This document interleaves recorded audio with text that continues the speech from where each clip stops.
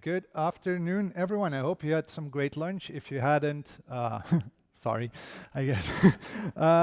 So today, I am actually very happy to finally manage to get to JCON, because there's one small problem. There's another conference called JConf in the US, and I didn't know it were two different conferences. So I have not submitted to JCON in the 10 years that it's been happening, because I always thought that this conference was in America. Now, I come from Belgium, so it's only 2 hours away. So to my great disgrace, I recognize my failure. And I'm now happy to be here today. So I'm one of the organizers of the Belgian Java user group. If you were in the talk before, my co-organizer Loic just gave another talk. And today, I want to talk to you about something special. And to me, traveling, especially in Europe, is a special thing, you know? You only have to travel 2 hours. I'm from Belgium. Like any direction I go, 2 hours, and I'm no longer in Belgium.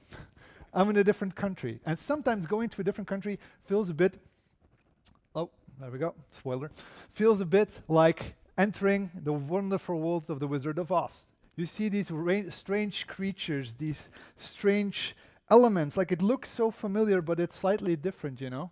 You can drive as fast as you can on the German highways. In Belgium, if you even try to drive your normal speed, your car will get damaged because our roads are so bad. So, already applause? Okay, thank you. Now, the cool thing is that despite missing it here, I was able to go to a lot of conferences in the Netherlands, and I spent more than half my career working in the Netherlands, which as a Belgian is painful to admit, that after a while I started looking like this. So this is me during the Dutch national holiday. I might have lost my Belgian identity at that point. But in my previous job, I got the opportunity to actually go live for the very first year I worked as a professional consultant to go live in the Netherlands. This is actually the picture that was made the last day before I went back home. Tough one to explain to my wife what they did to me that year in the Netherlands. And I want to start my story there today. Because on that project, my very first project in the Netherlands, there was a senior developer. Senior in two ways. Senior as in super experienced, super talented, know a lot of a lot of things. I mixed stuff and things together to stung, that's weird. He knew a lot of things, but also senior as in he was 1 year away from retirement. So senior developer. And at some point, I was just casually coding along, submitted a pull request, and suddenly I see him do something that I will never forget. Looked at the laptop, crossed his arms, started heavy breathing, and suddenly out of nowhere, he said, "You damn kids with your damn code completion, you don't even know how to code anymore." Like, huh, what? Code completion is normal, right? It's what I learned in school. What do you mean I can't code? I just studied for 3 years or 4 years, depending on your country, to do this. Like, why are you telling me that I'm not a coder? And at that point, I was still an arrogant little guy. And I said, you gotta go with the times, man. Just adapt. And I totally denigrated the senior developer. But I also promised myself that I would never become as resistant to change and new technologies as that senior developer was at that point. Fast forward. I'm a bit older now. And what we've been doing in the last couple of years is every year I went to a university to do code reviews at that university. So we really went to the school, they make a project, we review all their code and we give feedback. So I was really able to see over the years how things have evolved. And this year, well actually last year, 2024, you could really see that these kids were embracing LLMs like we've never seen before. And I made a few observations. Let's see if you get this right. So, what do you think happened to the sheer amount of code that these students were outputting? Who thinks more code than ever before? Who thinks less code than ever before? All right, so if you give students a code vomiting machine, they will use the machine to vomit more code. So sheer amount of code went up. General quality of the code. Who thinks the quality went up? Who thinks the quality went down? See? This is where I always disagree. These are second-year students. Compared to the previous years of second-year students, the quality was actually quite a lot better, because these LLMs can assist/do it for them. So purely looking at the quality, it looked better. All right, comprehension of the code, because not only did we review the code, we also had one-on-one conversations with these teams and asked them questions like, do you know what this annotation means? Do you know how this works? What do you think? Up or down? Up? More, they understood code better? Who thinks less comprehension? See, it depends. Now, I hear a few people laughing. Whenever you hear the term, it depends, the next question should be, on what? And it depends on how these students were using this technology. So I saw some teams actually using this technology as a learning tool. They generated a bit of code, and whenever they saw an annotation or any kind of language construct that they didn't understand, they would ask the LLM, what is this? Those students, wow, they were learning way faster than ever before. The students that were just copy-pasting what the LLM gave them were worse off. Because if you have to look something in the previous years on Stack Overflow, to ask a question on Stack Overflow, you kind of still need to know how the thing works, and you need to be able to formulate a good question. With these LLMs, you don't even have to type correctly. You can have grammatical errors, and the thing will still answer you. So that's a bit worse. So what do we think about the complexity of the code? How complex were these solutions? Who thinks way more complex than before? Who thinks less complex? I must say, what I saw, it went absolutely through the roof. And let me give you a few examples, because people don't believe me. So one of the things they had to do was make a web service. And one of the teams wanted to make it as performant as possible. And just as context, they were using Spring. How do you build a performant web service with Spring? Cache? Anyone else? Of course, you use a Webflux and reactive programming. Now, if you don't feel the pain yet, these students have only learned Spring 2 weeks ago. 2 weeks before that. And they were introduced to Webflux because I think this is clear proof that LLMs are not with us, but against us. If you're teaching the next generation Webflux, that's one of the first things, nah. Second thing, they were doing a lot of outgoing requests and they wanted to cache it. So how do you cache things? In Spring, it's just like everything in Spring, it's at cacheable, right? But the Redis wasn't actually wrong, because that's what the damn thing told them. They made a custom caching solution using Redis, an extra architectural component, and it got super complex. So complexity completely went through the roof. And I also learned something new that I was very surprised about. I learned a new word. Verzoeklichaam. So the people who were laughing probably know a bit of Dutch. If you look up, I was like, I saw it in the code, right? Like somewhere in the comments. If you look up this word on Google, you end up on the website to donate your body to science. What is this doing in my code base? And it took me a while, like, what? Huh? What? Turns out, of course, it's just request body. But I know in Germany, you translate quite a bit more words like this, but in Dutch, you don't. And then it's very weird to see that in your code. And as I was doing this, and I was confronting these students, there was one thing that went through my mind, one thing that made me very angry, and it was, those kids with their damn LLMs, they don't even know how to code anymore. And the moment I said it, I thought, oh no. Oh no. I'm the old change-resistant guy now. I'm the one who's not with technology and seeing what these kids are using. So this led me off on like this sort of journey on what does it mean to be change-resistant? How do we deal with change? And I want to share a few things about that. And surprisingly, I thought that I would be standing here dropping a few quotes from some cool books.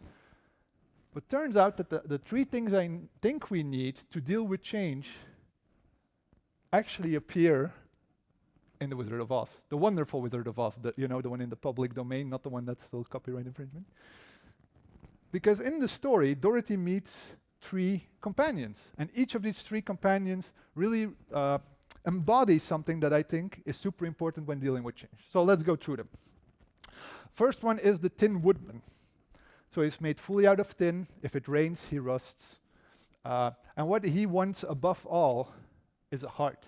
If I only had a heart, I should love them. Now, in the story, this used to be a real human, but the Wicked Witch of the West curses his axe, and he cuts off his own limbs by accident. You see, fairy tales these days are quite meek. This was in the 1900s. Fairy tales in those days were not for children. Not for children. But what he really resembles is feelings. And I know we're in a tech conference talking about feelings. It's weird, but we're going to do it anyway, because when this entire wave of AI came, we had a lot of feelings. Has anyone ever read this Reddit post or has seen it? It's gut-wrenching. It's basically someone saying, everything I love about my job, gone, because AI can do it way faster. He was depressed. He didn't know how to continue. It's really a depressing thing to read. Another reaction we collectively had was, put it back in the box, right? I don't know if you know this, but at some point, some people tried to sign this public open letter to basically say, we need to stop this change. Stop it, put it back. As we know now, it didn't work because we continued developing these LLMs, but these are the sorts of feelings that we can have as humans when it comes to change. And honestly, when this ChatGPT thing was just happening, I heard expressions that I thought were awful to say to humans. Not gonna make it. If you don't change or adopt these things, you're just not gonna make it anymore. What a rough thing to say to people. This one, I saw someone on the conference scene, like conferences like this, say adapt or die. Wow. And I think that is all passing by something, that's passing by something very important, and that we're human beings. It's normal to feel. And I know it's a tech conference. Feelings are often not discussed, but they're essential to who we are as humans. And honestly, I felt a bit like this, you know? I thought I was special. I thought I was special, that I could code and I could make machines do things. And I know some of you, well, most of you probably can do the same. But it's very weird to see something that's not human do the same thing. And I got a bit depressed, to be honest. And I think maybe some of you did as well. But it was a weird thing to have, because some people were just thriving. They were super happy with this AI and we could do all these cool things. And that made me question, like, why is this specific change difficult? Like, when is change difficult? Because some people were depressed, AI is going to take our jobs, yada yada. And the other one is just, oh, look at all these cool things I can do with AI. So when is change difficult? Well, one of the ways that change is difficult is when it's fast. Like, it's cool when you're in a roller coaster, but if this is how you go through life, if you feel change is going at this speed, it's very uncomfortable, this sort of change. Often when change happens, we wouldn't like it to be like this. I think we like it to be more like this. Like a gentle sunrise coming up slowly. This is the sort of change that brings peace, that brings us joy, that is way calmer.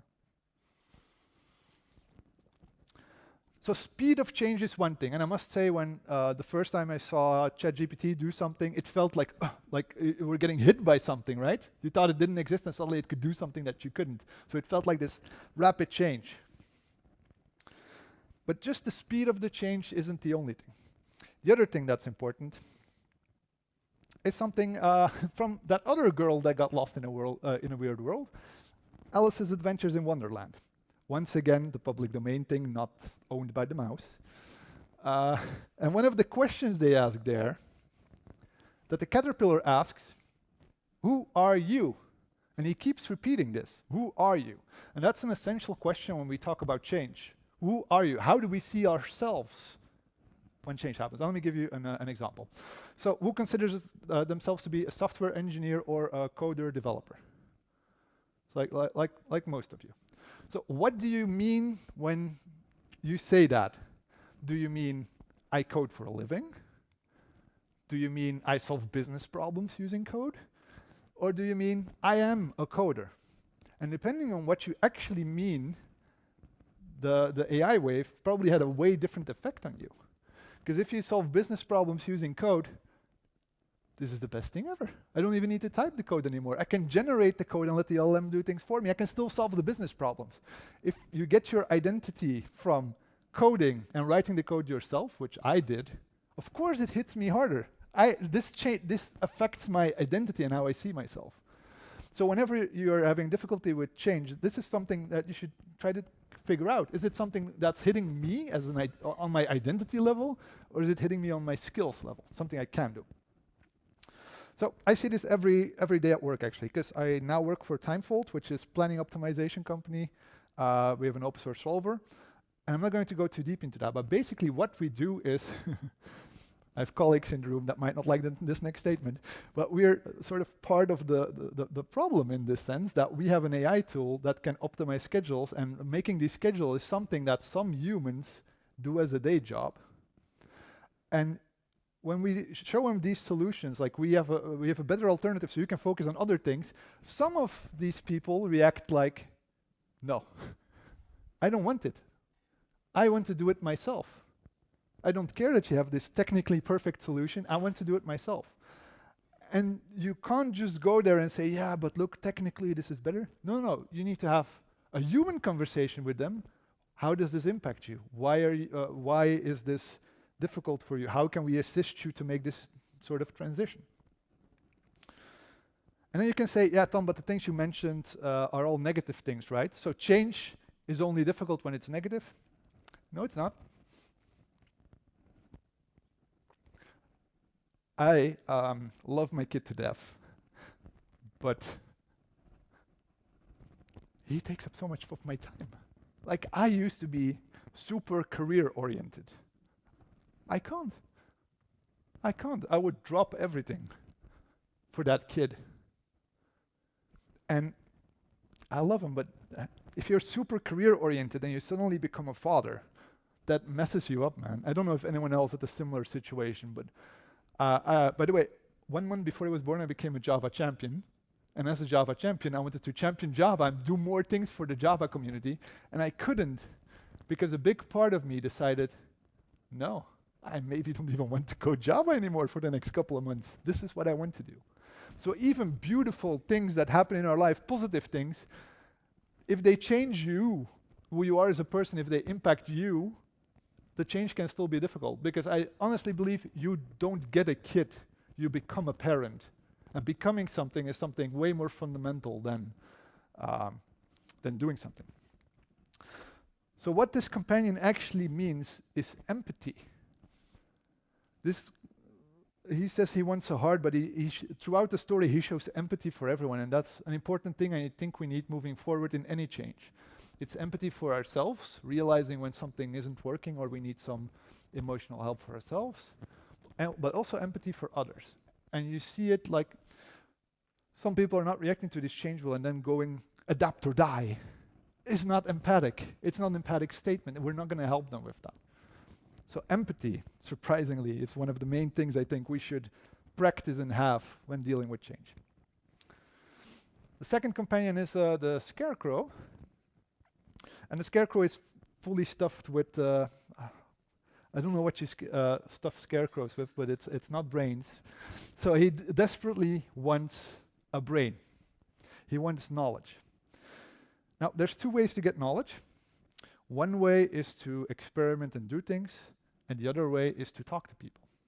Now, the first one is kind of interesting, because I was a school teacher years ago, and I wanted to experiment with vision, like computer vision. And there was one thing I hated as a teacher, that's taking attendance. You know, you need to write everyone's name, yes, you're there, yes, you're not there, blah, blah, blah. So I decided to automate it using AI. And I put a camera on the students with approval, calm down, with approval, and I sent it to Microsoft Cognitive Services, which is like a face recognition API. But that doesn't really work, because the camera is video and the API takes images, so I put something in between called OpenCV. Who of you has heard of OpenCV? A few? So OpenCV allows you to basically cut frames out of a video and it also comes with a machine learning model that's trained to recognize faces. So I was like, I'm going to use that model that comes with OpenCV, important for the rest of the story, a model that comes with OpenCV, and I'm going to use that to extract faces and then send it to the API. I was excited. I went to the school the next day. I had learned a lot, but learning is something different than getting wisdom. One of the students came in the room and wasn't recognized. And I thought this was a great opportunity to discuss, like, if something goes wrong, it's a great teaching opportunity, right? Even as a teacher, you sometimes fail, and you look for the solution together. And unfortunately, we couldn't figure it out until I took this specific picture and gave it to the machine learning algorithm without any kind of camera in between.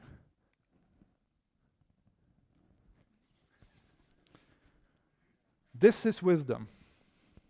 This is feeling the pain of trying something and failing horrifically. So I apologize to the student, but what this showed me is don't use a machine learning model you find online or get for free. Test it, make sure that it works. So that's one way. You try something, see if it works, and continue. The second thing actually goes back to the senior developer, because he was actually full of wisdom, and by denigrating him and saying, oh, just adapt, I didn't tap into the amazing knowledge that that guy had for like 40 years of his career. Now let me give you a few examples, because these were actual conversations I had with him. So this was like 12 years ago. And I said, this microservice thing, it's really booming, isn't it? And he said, yeah. We'll make the same mistake as with remote AGBs. And I was like, huh? What do you mean? Why? Everyone is doing these microservices. And I thought, he's wrong, he's retired, close to retirement, I'm going to ignore him. But I heard a few people laughing because this is very close to the truth. Because with remote AGBs, for those who don't remember or have suppressed that memory from their brains, remote AGBs was the idea that you could talk to a Java class and pretend that it's on the same machine, totally ignoring that there's any sort of network in between. And that is exactly how we built our first microservice applications. Exactly. He was right, but I didn't question. I wasn't curious enough to ask him about his statement, so I just ignored them. So what I learned from him is that history rhymes. Often we will see the same things come back. We have had monolithic applications, then we went to microservices. Then from microservices, now we're going back to modulates, they're called now. So you can see these waves of things coming back, and to our own detriment, if we don't keep history into account and listen to what's happened in the past, we will make the same mistakes. And that sounded familiar, because one of the students that I was doing code reviews for had this question. Do I still need to learn something? Because they were doing everything with ChatGPT. Do you still need to have something in your brain? Now, if you know a bit of history, that sounds very familiar, that question. Because when books came out, someone said the same thing. Oh yeah, by the way, that was Plato. It was going to be the end of wisdom. You don't need to know anything anymore. Everyone's just going to read from books. That didn't really turn out to be correct. When the internet came out, it was also going to be the end of wisdom. That was my grandfather, by the way. My grandfather had a pub. And how he considered wisdom was, you have an argument with your friends at the bar until 2 at night, and then you go home. That's how you get wise. And he hated the internet, and especially cell phones, because any debate can end now in 2 minutes, because we grab our phone and just look like, oh no, this is the real answer. And then you carry on to the next conversation. Well, the real wisdom isn't always in the answer. It's in the journey towards the answer and the discussions you have. Code completion, that was the senior dev. He said that code completion would be the end of wisdom. And he has a point somewhere, because the reason why he gave that comment was because I included a library for something that exists in a JDK. And if you don't have code completion, you know the JDK by heart, and then you don't make that specific mistake. So he had a point. And LLMs, honestly, I don't know what's going to happen with this thing. I don't know. I personally think it's going to fit exactly in this line. We're going to say it's the end of wisdom, and we're still going to have to know things. So if you look at history, we've been incrementally making more layers of abstraction. And some people are arguing, yeah, but natural language will just be the next layer of abstraction, right? Because we don't need to know how the binary or machine code or assembly works. We don't really need it. It's just a layer of abstraction. But there's one big difference, and that's why history rhymes. It's never the same. This time it's not deterministic. And you can say, Tom, but humans aren't deterministic. True, but we kind of expected machines to be. We kind of expected machines to be deterministic. Now, in this knowledge and learning and what do we still need to know, actually, OpenAI is not a super evil company because they make a system card for each of their LLMs. And in the system card for GPT-4, so not 4.5, you could read this. Over-reliance is a failure mode, blah, blah, blah. Users are less likely to challenge or verify the model responses as the model, as trust in the model grows. And this is exactly what has happened. People have started trusting it way more. So read more.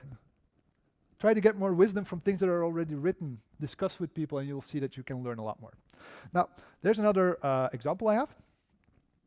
I came in the door when I was still young and I was hype about every new JavaScript framework. So have you seen new JavaScript framework? He basically said, I don't follow these trends anymore. If it's important, it'll pop up. And I said, wow, that guy's out of the loop. He's not following technology trends anymore. But of course, he had more experience than I did, and he knew that JavaScript frameworks pop up every week. So he wasn't following it. If it's important enough, it will show up. And I think that's something important to keep into account when talking about these things. You can determine how much change you focus on, and that's something we might forget because change is coming at us really rapidly that you forget that you don't have to see everything. Sometimes the world feels a bit like a bookstore. You have a lot of books, and you can't read them all. You don't have the time, so you can't get all the new knowledge. So what are you then going to do? And I have some light advice about that. So in my teacher's degree, I was taught about the zone of proximal development, and this is a very has helped me a lot when thinking about change and how I improve myself. Basically, you have 3 circles. In the middle, you have what you know. Around that, you have something that you can learn. And outside those are things you can't learn. And it sounds very simple, but it is something that a lot of people get wrong. And they try to learn something that's, at this moment, impossible. So let me give you a more concrete example. If you know basic Java, you could probably learn JUnit. But what's then a step too far is something like wire mock and test containers, because that actually requires you to know a bit about JUnit and so on. So if you immediately think, I'm going to write tests with test containers, then the jump might be too much for you. And you might be burned out or you feel like, oh, this is too difficult. Well, actually, your only mistake is not taking these intermediate steps to learn something new. Now, this I'm going to skip in the interest of time. So what I would advise you to do, if change becomes overwhelming, it's put blinders on like a horse. Do you know why they put blinders on a horse? Yeah?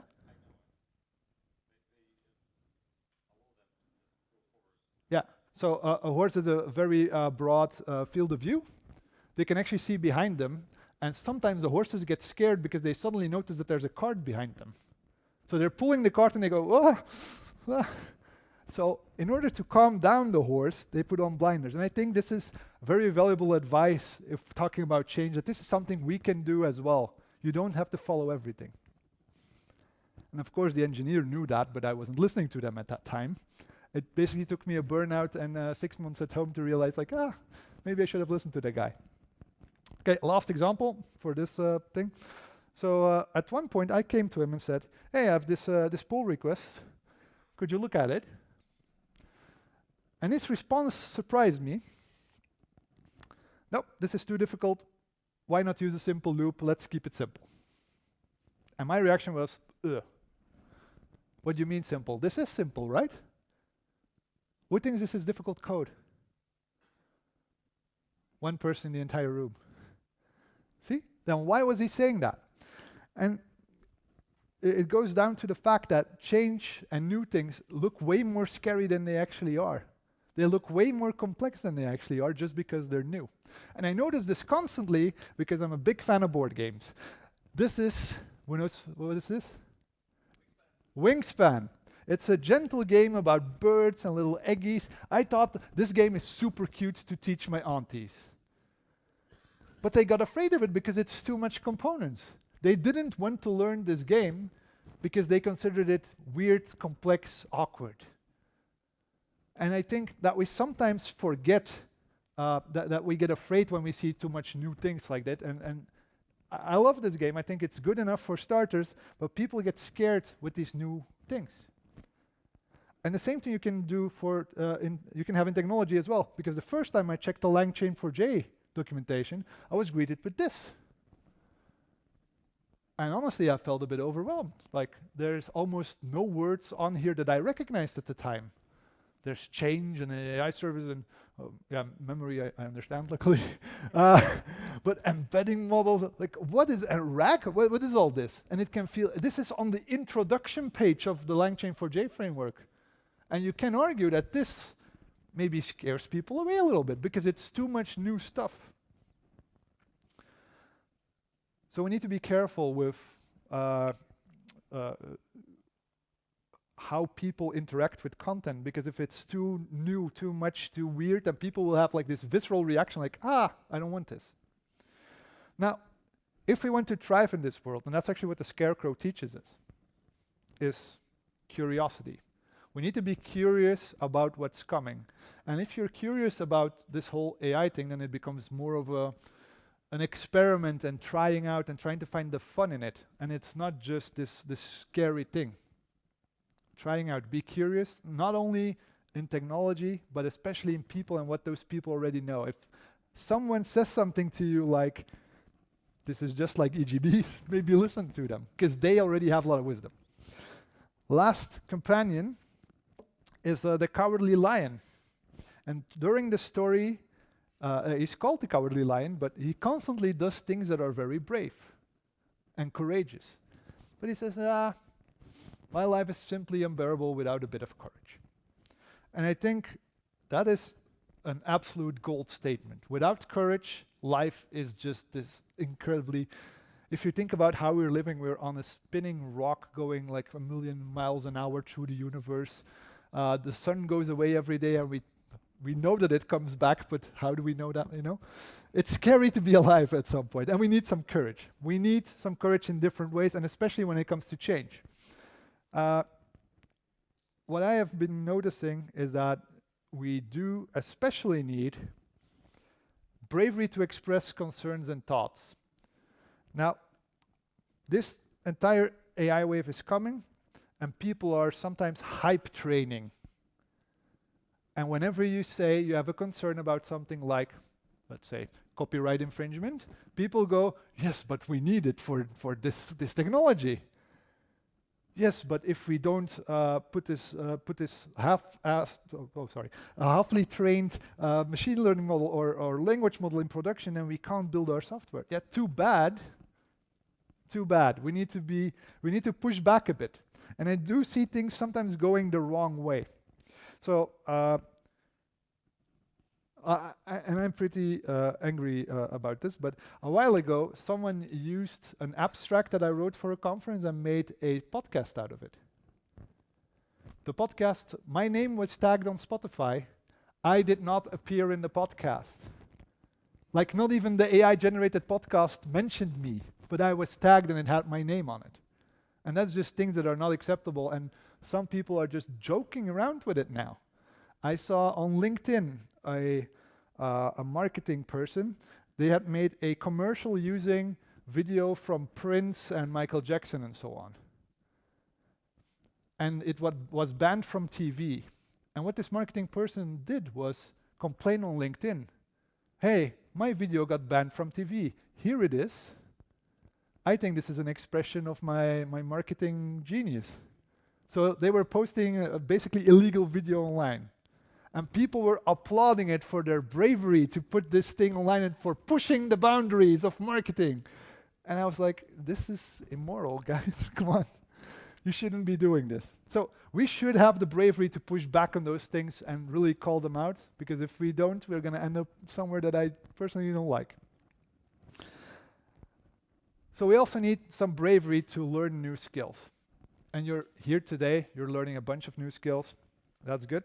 But it's important to think like what skills are going to matter long term.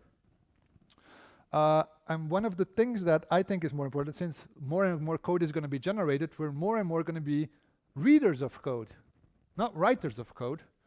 And there's this good session by Marit van Dijk, who's also was here today or is here, about reading code. And you can find this online on the J Spring channel, I believe. But it's a really good session that helps you. How do you actually read code more quickly, more efficiently, and how do you learn? That's one of the skills I think we need. Now, if we're going to write less code, we still need to maintain code. So then something maybe like Open Rewrite is going to help you to quickly do modernizations of your code base. Now, learning new skills is not always easy. So I showed you before that I currently work for Timefold, but I didn't until 7 months ago. And learning something new, so I was a consultant for 11.5 years. I had this dream that I wanted to speak at conferences and be DevRel, which is sort of the job I'm doing now. And they offered me my dream job. They came to me, said, "Hey, Tom, do you want to come do this for me?" And what do you do when a company comes to you, gives you your dream job with like everything you've ever wanted? What do you say to them? You say no. Exactly. I said no. I said no. And you know why? Because of reasons that are actually just purely emotional, and I wasn't brave enough to get away from my previous company. So what happened was I said no to the offer because I wasn't brave enough, and I started week by week feeling worse and worse that I said no, until at some point I cracked. I called Timefold back. "Do you please still have my job, have that job?" And they said yes, luckily. So sometimes we need to be brave to try these new things, even a new job. And I must say, the first couple of months were a bit uncomfortable because this is a job that I'd never done before. I was a consultant, I'm quite confident in that, but this is a different kind of role. And you need to bite through that first uncomfortable feeling to sometimes get to a much better place. The last one I want to end with in this bravery thing, we need to be brave enough to help others and to support them. Because when things get a bit rough, and I know the job market is getting a bit rough as well, we sometimes forget that there's other people that we can and should help. And we should help others to be brave. And how do you do that? Well, one of the things is through mentorships. Getting really together with someone and guiding them through their career or through their day or through some of the issues they're having currently with their career can be so valuable. Not just for them, also for you. I know that I did mentorship online for a couple of years, and there was this one guy from Ghana that thought he would never find a job, and then a few months later he texted me that he had a job. Super joyful, good for the heart, man, really. And now if you are willing to mentor or looking for a mentor, JCON, there is on the second floor, there is a mentorship hub going on right now, so if you're interested into that, go check it out. There's also a thing that we should enable. In order to be brave, you need to have room to fail. So something like building good psychological safety in your team and allowing people to fail, but not to quit, that they just can get up and try something again and fail again, is very important. So that's how we can help people be brave. So bravery is in facing forward even when afraid or resistant. And I know this is probably not what you expected when you saw that this was a talk about change, but what I think is important are 3 things. Empathy for ourselves, make sure that we're mentally healthy and keep ourselves sane. Curiosity, so that we have the room to explore, to be curious about other technologies, other people. And bravery, because sometimes you need to be a little bit brave to do some of these things. And the good thing is that they kind of reinforce each other. If you're feeling curious but not brave, then being empathic or receiving some empathy can really help you push forward. So these 3 things are, I think, super important. Now, if I could go back to that arrogant little developer back in the day, what did I say to my younger self? I would probably say, be more curious, ask more questions, learn from the senior developers that know so much more than you. Even though some of their knowledge may be outdated, there's still wisdom in there. It's not just about knowledge, it's about wisdom.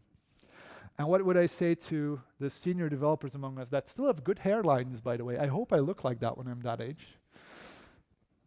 It's be patient for the younger generations. They won't always listen to you because they're a bit, can be arrogant like I was when I was younger, but we are full of wisdom, and I think it's our duty as more experienced engineers to help them with empathy, curiosity, and bravery. Because those damn kids with their damn LLMs, they are the future of our craft. And that's the end of the talk.